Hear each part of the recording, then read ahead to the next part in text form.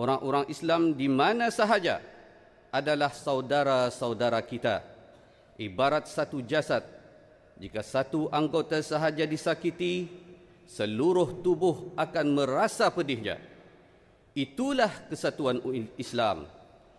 Dalam hubungan ini, kita tidak boleh melupakan dengan saudara-saudara kita rakyat Palestin.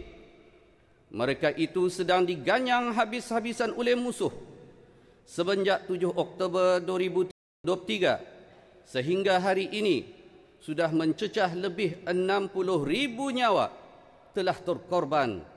Majoriti adalah kanak-kanak dan perempuan. Mereka benar-benar bermandikan darah. Hanya Allah sahaja yang maha mengetahui bagaimana penderitaan mereka. Namun, sedikit keadaan dapat dihidu melalui aplikasi media sosial. Mereka dalam semua hal menerima apa sahaja dengan ucapan Alhamdulillah. Segala puji bagi Allah. Rumah mereka runtuh. Alhamdulillah. Harta benda musnah. Alhamdulillah. Bekalan makanan terputus. Alhamdulillah. Ibu bapa, suami atau isteri mati di hadapan mata. Alhamdulillah. Anak cahaya mata terkapar mati di pangkuan. Juga tetap Alhamdulillah. Semua Alhamdulillah.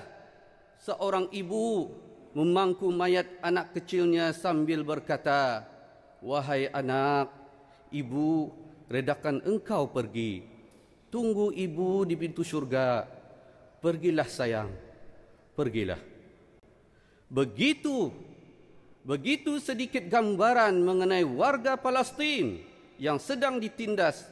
Apa benarkah ada golongan seperti warga Palestin yang menerima apa sahaja keadaan dengan ucapan Alhamdulillah? Apakah benar ada golongan manusia seperti ini? Jawabnya, memang ada.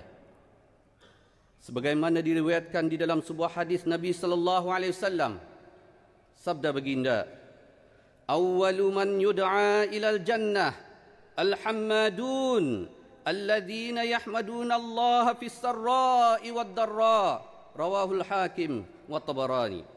Maksudnya, golongan yang paling awal dipanggil untuk masuk syurga ialah mereka yang banyak memuji Allah, iaitu orang-orang yang sentiasa memuji Allah ketika di dalam senang maupun di dalam susah.